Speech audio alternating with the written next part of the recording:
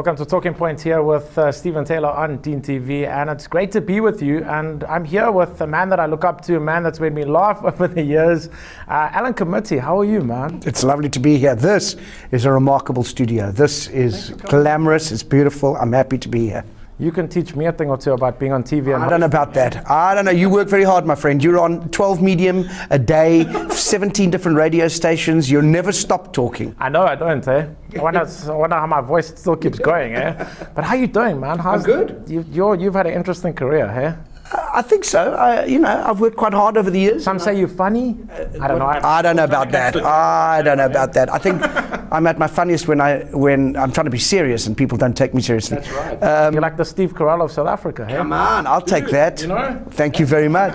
But at least it's boring. Apparently he's boring in real life. Is he? Is that that's what I've heard. I don't know. I think, look, sometimes comics don't want to be on all the time. So sometimes when they're, with friends and family, they might want to be a little less serious. Although I do think if you are a comic and you see the world differently, you can't switch that off. You will always see the world differently. That's right. But sometimes you might not put on that comedy energy that your crowd, that the audience will want all the time. Tell me about Alan Committee. Tell me about you growing up. Where did you grow up? How you got into the entertainment industry? I grew up, born in Cape Town. Grew up in Vanderbijl Park, which is... Have you grown up completely? No, as a comic you never grow up completely. I grew up in an area called Vanderbijl Park, which is like Durbanville but less attractive. Oh, yes. Okay. It'd be lovely when they finish it. And my dad used to work for Escort, but from a young age I remember Boswell Wilkie's circus coming to Vanderbijl Park, and I wanted to be a clown in the circus. And that was about 5 years old, and I remember saying to my folks, can I be a clown? And they... I could see you as a clown. Oh, bless you. I think I'd be quite a good clown. And they even humoured me. They said, yes, until about 5 years later when I said, I'm ready to leave. Because when you join a circus, you have to run away from home. Everyone knows that. Did you join, really? No. So I said, it's time. I need to go and pack. I need to go. And I think at that point they realised, so they said, no, you can't really run away. So that was a disappointment. So then I said, okay, well then I want to study acting. So I was one of those kids who knew by standard 4 I was going to study acting, and my dad said, that's fine, what will you do as a backup? And I decided to do a teaching degree. Oh, wow. I'd had some amazing teachers at primary school and luckily at high school as well. And so I knew from standard 5 exactly what I was going to do, and I did it. I left school, I came back, did high school in Cape Town, went to UCT and studied teaching and acting. And then while all my classmates from the acting class went into the industry, I did my teacher's diploma, and I taught for about 5 or 6 years part-time. What did you teach? English, Afrikaans and drama. Oh, wow. So at Westford, at Plumstead, at Herschel, all schools. How does one teach drama? With some precision, I'll tell you. There's lots. The interesting thing is when you have to teach something, that's the best way to learn if you know what you're talking about. Do you know what I mean? Can you be serious as a teacher? I can't imagine you teaching the people. Hey, voice. really? Oh, you got to believe it, man. I'm a good teacher. But pre-94, after 94? That was after 94. I taught between 97 and 2002. All right. Yeah. So there's no corporal punishment around then? So was it hard? Was it difficult? You had to throw in your teacher voice, good acting, a little bit of discipline. Sometimes you just lose your crap. Yes, I got a big, students, learners, you got to call them learners now. They would tell you of those stories. So essentially that was that story. And then, but always underneath that was the need to, or my plan to go into theatre. And initially I started, so having trained as an actor at UCT, I also loved comedy. I wanted to do comedy. My first ever show was a one-man, Richard III. And slowly out of that, I started doing more and more stand-up bits within it. And so almost simultaneously, I kept doing my acting, but then started doing a bit of stand-up at corporates. So you studied acting? Yeah. Okay. Is that important? Do you think it's important for... I think it helps. If you're in the industry as an entertainer, I think it's nice grounding. It's a good foundation. You learn a lot of interesting stuff about yourself, about your tools, vocally, physically, about yourself mentally, where you're strong, where you're not so strong. And those things do stand you in good stead when you're in the industry. But equally, I would say, if someone has found a way, whatever, there's many roads to Rome. So if you're in the industry already and somehow you're doing it without studying it, well then go for it. Go for it. Absolutely, you are. There's are no rules. What I love about what I do, and particularly in comedy, is as many as and I love the mechanics of comedy. I love studying why things are funny and how they work. But equally, what I've learned over the years is even if I work out a principle or a rule, the opposite is also true. And that's a good thing. So there's no restriction. Do what you must do, make sure you get there. Do you take yourself seriously when you wake up in the morning, you look at yourself in the mirror and you go, I'm Alan Committee? How does that feel? Huh? Listen, What do you mean not with that face? What do you mean? This face. I look in the mirror sometimes. I will catch myself sometimes in the mirror and think, I'd love to shag that. Wow. Do you know what I mean? Yeah. Do you know? Because if I don't say it, nobody. No, I don't say it. I really don't say it. I know I lead a good life. I'm very blessed in terms of, I've had good work. I work hard. I've sold myself, I've built a brand over 20 years now in this country. Sold yourself? No, I was going to say I've learned to sell. No, but I have learned to sell the skill set that I have. Yeah. And that's an interesting point, because a lot of performers, whether they're stand-ups or actors, don't always do that. And so they rely on people around them to sell their brand. Do you think branding is important? Do you think that like being relevant and, Certainly being relevant, having a set of values attached to you, whatever those values are, that people know, well, not when I say values, in terms of my act, they're not necessarily my personal values, but in terms of the Alan Committee brand that you expect when you come to my show, is that it's a clean show. There's no swearing. The politics will be there, inherent always. We live in a country that is absolutely inherently political, but I'm not a political comic. I'm not a Nick Rabinovitz, who, for example, is a very kind of satirical. Yeah, I love that, and I'm happy to watch it. It's not my gig. So you can come along with your grandchildren and your grandparents to my show. Those kind of attributes you can put on my show no matter what I'm talking about. Who are your peers? Who do you look up to? Who were you watching when you were growing up? Who were you? Right. So my I suppose role models in this country, Casper de Vries. Mark Banks was a huge influence to me. My peers were John Vlismus, Mark Lottering. I'm 42. May I say, can I swear on this radio station? Oh, all right, because I'd like to. TV, sorry. Is this not a radio station? Why didn't anybody tell me this? John Vlismus is my age. In fact, I think he's a year older than I am. Oh, wow. So how could you look up to him when he's so short and he's the same age? I look up to him. I said he's one of my peers. Right. I look down at him. No, John, in fact, has been involved in the show that I'm currently doing, Love Factually, for the first time after all these years. He's not. He's in Joburg. We conceived the show here, and then I went to work with him a little bit in Joburg. He runs a brilliant company called Whacked. Yes. And and with Tafia, his partner, who's outstanding. And I said to them, can you come on board and help me a little bit with the conceptualizing, but also the design of the show and using slides? And we've done, I think, a really nice job. So I'm very pleased with it. I see that you're involved not only in front of the camera, but behind the camera as well. I think there was a teacher, TV headmaster. Correct. Those Who Can't. Yes. On SABC3. I co-wrote with my friend Tom Eaton. We do a lot of stuff together. And I, in fact, we executive produced the first season. I acted in the first season, and now the second and third season, we just go as creators. Yeah. So how's that been? It's been good, very well received. And in fact, my good friend Robin Scott, who was at drama school with me, just won a SAFTA for Best Actress for that role, which was brilliant. Chantal Herman was nominated. Terence Bridget was nominated. So there's been some great. Terence is around everywhere. Terence was in my year at drama school. Yeah. Like a hard worker, eh? Exactly. So tell me about being on camera. Johan van der Walt, gotta be my idol, man. Oh, you love him. You love the safari suit. Yes, I did. For those who don't know, Johan van der Walt is a part-time South African security guard and a full-time human shield for Athlone and surrounding areas. And essentially what he does is he speaks knowledgeably about everything, even though he knows very little about anything. I know you can do his voice. The teeth, because he's got the big buck teeth, but he's... Ach nee, vragtig man, wat gaat nou aan? Don't talk for me like that, poepel. Can you say poepel on this on this television? It's television, isn't it? With the cameras. That should really be the giveaway. It's going so well. So Johan van der Walt, I started as a corporate character. Then it started in my stand-up shows. I used to do a monologue with him. I talk about him like he's a real person, because I believe he is a real person. He is a real person. And then Bobby Heaney, who was a TV producer in this country, he came and saw one of my stand-up shows and asked if we could use him in a TV show, which ended up being Laugh Out Loud on Mnet. Yes. And that ran for 4 or 5 years, and then out of that we did Van der Walt's Fault, which was a spin-off series, and then he did a DVD release. So he's got a life of his own. He died. No, he didn't die. He just went into hiding. He went into retirement, and he's ready to come out. I'm happy to tell you, he's got some new things to talk about. I'm looking forward to that. In this show that I'm doing now, Love Factually, he makes an appearance on the screen and talks a little bit about relationships.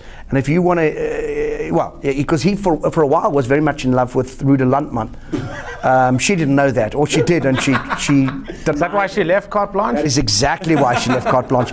And in fact, he had a huge altercation with Derek Watts, because he believed they were having an affair, which of course is not true. That is allegedly. We don't know that's true or not. But yeah, there was unbelievable. Yeah, listen, you heard it here first on what's this Deen program? TV, Talking Point with Stephen Taylor. Talking Point. Mooi. En dit is wat ons nou doen. Ons praat so lekker. Hier is die punt, nou praat ons. Mooi. So tell me about, wow, man, I've lost my train of thought, man. You just like, huh? Let me tell you a little bit about love factually. Yes, tell me about that. So this is Are you married? Have you got a girlfriend, a wife, you know? All my personal stuff is all true. Exactly. What doesn't it mean? This is the truth. I did a show. How can anyone give love advice? We've all been in relationships. What a silly question. Okay. We've all been in relationships, and if we haven't, then our parents have or our friends have. We all have an opinion about relationships. But I did have the pleasure. Peter Turin, who I do a lot of work with at his theatres, and he's a good man. He offered me 8.5 years ago to perform in a hit show called Defending the Caveman. Yes. It had already been running in this country for 10 years. And I then subsequently took it over and ran it for another 9 years. And I did 943 performances of it. And that was an American show that looked at the battle of the sexes. It's a hit around the world. There are 15 versions of it that existed at one point. Are you still doing it, or is it finished? No, so we finished it now. And essentially I thought to myself, it would be nice to do a South African follow-up, as it were. And particularly because that show is now 26 years old. It was written in 1990. So how do we look at relationships now? That play, Caveman, suggested all men are hunters and all women are gatherers as a start. Well, I think that's essentially true, but in the modern world... Except in a leap year, right? Well, except in a leap year and on a cold Tuesday in May. So in this show, I kind of look at modern parameters, modern restrictions on relationships. For example, we live much older. You know, people now live to 90 or 100 years old. And if that's true and you get married at 25, and you look at your beautiful partner across the aisle, and you say, I do, and she says, I do you realize that you'll be looking at her potentially for another 75 years? That's got to have an impact on your relationship. Wow. We look at that. We look at how people date these days. Of course, they're all dating websites and Tinder. We look at the fact that... Do you go on those? I've no. It's your alias. We'd like to find you. Yeah, exactly. I've gone to investigate, and I've met a lot of people who've done Tinder dates. And Tinder's extraordinary. You know, whatever people's attitudes towards it, the honest truth is it's a whole and brilliant new way of bringing people together. Have you done a blind date before? I haven't done a blind date. We've had blind dates come to the show, which has been wonderful. Oh, wow. And always makes me laugh. Twice in this last run in Joburg, we had asked her, because I'd often ask, like, who's here? Is anyone here on dates? Or sometimes we have everything from blind dates to a couple who have been married for 61 years. Isn't that amazing? Wow, that is long, eh? And I think one of the pleasures of a show like this is that everyone has a story, everyone has an opinion. And hopefully in the show, I'm hopefully trying to be funny and entertaining, but also there are one or two talking points, thinking points that you can make you go, oh, hadn't considered that, or wow, I've seen that happen between us or in our friends. But equally, you're sitting in an auditorium with 200 other couples, and you become aware of the fact that everyone's laughing at the same stuff. You're not isolated, you're not on your own. Yes. You go, oh my God, that's us, and then you realize, no, it's not just us, it's all these people as well. We all have the same problems and or foibles and or strangenesses. If you're single, you can get some tips. If you're single, you get some tips. If you're divorced, you learn some new things. If you're in the start of a relationship, you can get better. If you're at the end of a relationship, you know how to finish it. Everyone gets something out of the show, I think. So your private life, obviously keep that private, right? Yeah, my private life. Listen, I've had, at 42, you'd think you'd have a fair share of relationships. I say in the show, and I use a lot of personal stuff in the show. I change names, I change facts sometimes to make it suit the story I'm telling.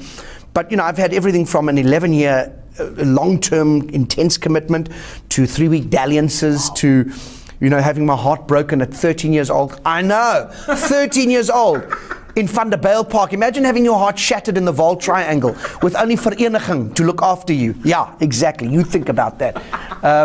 So I talk about those experiences, and I think what's interesting about the show is that as you perform it, you can see people either understanding or relating to it, or triggering their own stories, because that's part of the fun of this. Oh my God, I did that, or that's like us, or your mom was like, whatever it is. And so it's the kind of show that I think touches you on many levels. And so you did it in Joburg? We did it in Joburg for 6 weeks. I had an outstanding run. Now we're at Van der Bijl Park? Not in Van der Bijl Park. We've got to go. In Van der Bijl Park would be lovely when they finish it. We did it at Monte Casino. Now we're at Theatre on the Bay in Cape Town. And beautiful theatre. I think one of the most beautiful views ever when you walk out of a theatre. Because you running on the beach the other day, half naked? That's right. Oh, I'd put the speeder on backwards. Did you notice that? It was very weird. And even not over the appropriate area. What a balls up. But it is, yeah, so I'm at Theatre on the Bay now right through to 14th of May. And I've got to tell you, the tickets are flying because I think it's the kind of show that everyone can relate to. We dub it the perfect date show. Yes. And I think it is. Wasn't there a movie by the same name, kind of? Well, there was Love Actually. Yeah. Yes. Now, so the reason I've called it Love Factually is because one of the things I try and unpack in the show is that in romantic comedies like Love Actually or Four Weddings and a Funeral, they try and tell us that, well, they tell us that what happens on the movie is what happens in real life. And I don't think that's true. I don't think our real lives are like romantic comedies. I think they're slightly different. So that's one of the through lines in the show. We try and unpack the differences. So what you see in the movies, for example, they know when to kiss on a first date because the music gets louder and the camera moves in. Right, eh? In real life, you don't get those signals. So sometimes when you move in, she's moving back. At the same time as you think you're going for a hug, she thinks she's going for a handshake. And the next thing you're both in so you're going to tell us how, when, what? what? Man, you get advice, you get all kinds of interesting things. Definitely going to come watch it. Better. Flippin' heck. I was going to say hell, but you're not allowed to say that. Alan, so is this radio station? This is not a radio. Just to be clear, it's not a radio at all. Like I'm just checking. I don't know. That's a camera. That's a camera. I've seen cameras. I don't know what these things are. They're lovely, but they're not cameras. It's not late nights on that channel. No. It's we're Talking Point. It's a ordentlik show. En op wat se stasie? What? Deen TV. Deen TV. Yes. DN or sounds like, doesn't a dean sound like teacher, like the head or like the dean of faculties? Yeah. Well, it's got authority. I love it. I love it. It's got authority here, man. So tell me, what's next for you and what are you wanting to achieve in what is on your bucket list before you kick the bucket? Wow, that's unpleasant. I love what I do. I do lots of different kinds of things. You suggested earlier, I have fingers in many pies. I'm able to do voiceovers and direct and write and act and do straight plays and do stand-up comedy. You saw last year I did a musical, for the first time. It's just nice to stretch myself.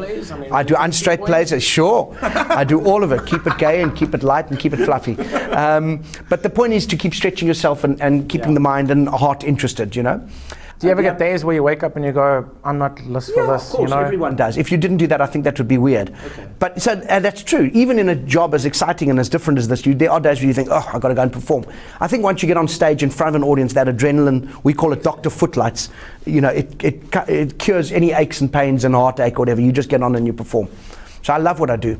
Equally, I'm doing more and more stuff overseas, which is exciting, just not to make it there necessarily. The Emmys, dude. I went to the Emmys, which was amazing. Tell me about that experience. Well, at that time, actually, I was dating someone in Los Angeles, and so I was spending a lot of time there. It was a period of about 4 years. And who you know to get there then? Always. Hollywood, it's about who you know. But while working there, I was doing a lot of stand-up. I did some stand-up at comedy clubs like the Laugh Factory and the Improv were amazing. Like famous stars heroes of mine have performed amazing and great.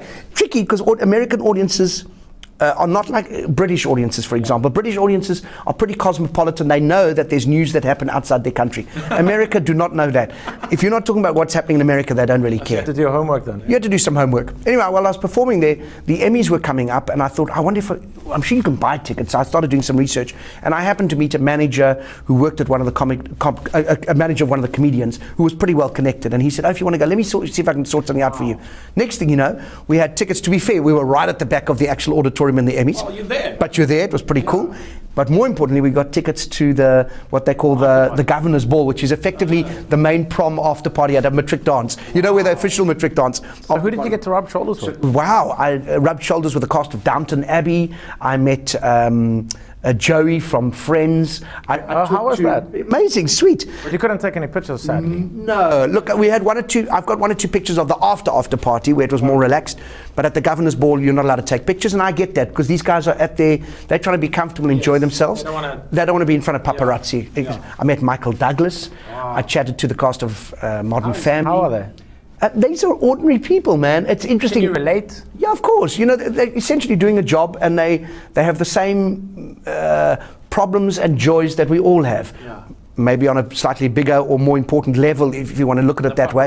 Press, yeah. I saw Michael. The most interesting thing was watching Michael Douglas, who is in his 80s now. Really? Yeah, late 70s. No, he does. And it was interesting because when we were talking, I wasn't talking to him directly. There was a group of 5 of us all chatting. We had congratulated him. He had just won for Behind the Candelabra. Do you remember? But Liberace just won that Emmy. And we were chatting to him. And I swear to you, I actually turned to Joe, who I was with, and I said, he looks like my grandfather. He was hunched and very amicable, but frail. yeah. And then as he walked away, we watched him as he walked, and the doors opened, and the paparazzi were waiting outside. And as the doors opened, he grew in stature, and he became a superstar. Wow. And you see that energy that people take to hold themselves, and that's who we see on the cameras. Okay. Yeah, that public-private persona is very interesting. So when you talk to, for example, I had a nice long conversation with, if you watch Homeland, yes. The first season, the redhead guy, the lead, Yes. he's a British actor actually. But they filmed here in Cape Town. They filmed the 4th season in Cape Yes. Town, so he wasn't in that season. I think I don't want to give plot spoilers away, but he disappears in season 3. But anyway, I had a long chat with him about cricket. I'm a big cricket fan, I love cricket, and he's just a relaxed guy who could have been anybody, anywhere. You know, we didn't even talk about the business. He recognized my accent. He said, "Oh, you're from South Africa. He'd done some work out here." And he said, "Oh," and he said, "Oh, we're coming that year. England were coming to play in South Africa in a Test series, and we spoke about cricket for 25 minutes. And when he left, people were like, 'Oh, you know who that was?' I said, 'I know.' He said, 'What did they say?' I didn't ask him about Homeland. I didn't chat about Claire Danes. I didn't." And I think that's quite interesting, is to understand people are just humans after all. Do you know what I mean? But people get the wrong perception that when you meet a celebrity, you must go like, ha. Exactly. I'm also not like that as well. Yeah, you've got to find treat them like a human being. Absolutely. It's nice to say I'm a big fan or I love your work. Yeah. That's nice. But other than that, ultimately they're people who have the same thoughts and feelings we do. For sure. Not all the thoughts. They don't have that one thought that I always have, which is good. And sometimes I've met like mega stars and I don't know who they are. Yeah. I'm like, hey, how are you? Exactly. What's your name again? Follow me on Twitter, but what's your name? They're like, that humbles them completely because it's like, wow, everyone's supposed to know who I am. Exactly. So yeah. So what's next? What's So next is doing some stuff overseas. I'm taking one of my one-man shows to England in August. Do they still allow you in? They still allow me in. That's very good. I don't know if they'll allow me out again, but so that'll run. And then I've got a new stand-up show at the end of the year at Cape Town, a theatre in the Bay. So I must start writing that next week, Tuesday. You write all your own shows? Sure. That's crazy. Yeah, it's fun. Wow. And then one or two bigger projects for next year, of which I don't speak because you can't jinx them. No. If you speak too soon about them, then they never happen. So that's the story. Still work in progress. Everything's a work in You progress. work hard, eh? I like to work. So you're not doing anything on camera anymore? You've stopped with that? Anything on camera coming up? No, we're pitching one or two things. Okay. But as you know, the world of television takes a long time. It does. I've got the hiccups now, but this is on radio, so it doesn't matter. It might take, by the time it's pitched and accepted, it might be like a year and a half before it finally comes to fruition. So I don't get too excited about it. No, it's a sitcom. Okay. Well, one's a sitcom and one is a game show. So, but I don't get excited about that until we get much further down the line. Listen, Alan, thank you for your time, and it's really been amazing having you here. Where can people find you on social media? You can find me at Alan Committee, now one L in Alan, A-L-A-N, Committee, double M-double-T-I-E, not E-E. Don't be a silly person. So it's at Alan Committee on Twitter or Alan Committee on Facebook. Find me there, love to chat with you. Do you like going on social media? Yeah, I'm a bit of I like social media. I think Stalker? What? no, not a stalker, but I Anyone that you are following that you're stalking? No, I'm pretty good that way. Right. Nothing that the cops know about in here. Alan, thank you, man. So people can see your Love Factually? Love Factually at Theatre in the Bay in Cape Town. Bookings are open through CompuTicket right through for the next 3 weeks until May the 17th. Okay. May the 14th. May the 14th. May the 15th, you're not going to see me. Don't come to May the 15th. 14th. And then we're going to Grahamstown in the middle of the year. I think we've got one off show in a 900-seater in Grahamstown as part of the festival. And we're back to Joburg beginning of next year. Nice, man. Nice. Listen, you work hard. I love what you do. And listen, bro. what advice would you give to somebody wanting to, get into doing what you do? I would say be very passionate about it, because your passion's going to have to carry you on days when it's hard work, and passion's going to carry you on the days when people tell you you're no good, and passion's going to carry you on the days. Yeah, of course. No one is immune to that. I have videos and footage of, and I collect them, of people like Eddie Izzard, who I used to love, dying on stage, getting nothing from an audience. Robin Williams dying on stage. Those moments are the moments where you get better as a performer. And everyone has that. So, again, all those stars we were just talking about, they've all had bad days. They've all had days where it hasn't worked. They've all done crap movies at some point in their life. We don't do it deliberately. You try and do the best, but sometimes You live and learn. Of course you do. From those experiences. So I think your passion has to be huge and drive you through all of that. We'll edit out the grey hair. Thank you very much. I actually found, I'm going to share this as a final point now because I must go. And I know this is a family-based thing, but I actually found my first grey pubic hairs recently. Oh, it freaked me out. Not as much as the other people on the lift, but it was very, very upsetting. I have to go now. I'm very busy. Do we just switch off the mics on the radio station? Is it not a radio? I wish I knew that. I'm so sorry. I would have combed my hair. I would have done something. I would have looked properly. Alan Committee, thank you, man. Thank you very much. Thanks for coming in. It's a pleasure. Do I get paid? No. Nothing. No, go home, man. I'm going home. You're a loser. This is a beautiful studio. Thanks. We'll send you a check. It's Talking Point with Stephen Taylor. Thank you very much to Alan Committee for coming in. Of course, check him out on social media and check out his show at Theatre on the Bay, Love Factually, on until May the 14th. Have a good one. No. Wait, before you go, he's done this to a timer and he's only got 24 seconds left. He has done so well. A lot of times the people don't keep to the time, but he has. To be fair, he's still got 17 seconds left. And I don't want to waste that time. Time is money. Money is time. Time waits for no person. And a tide. Tide and time. Tide is a shopping center. I think this is over the closing credits. I don't know. But I can tell you we've got 4 seconds left. 3. We're out in 2 and 1. You're gone. Bye-bye.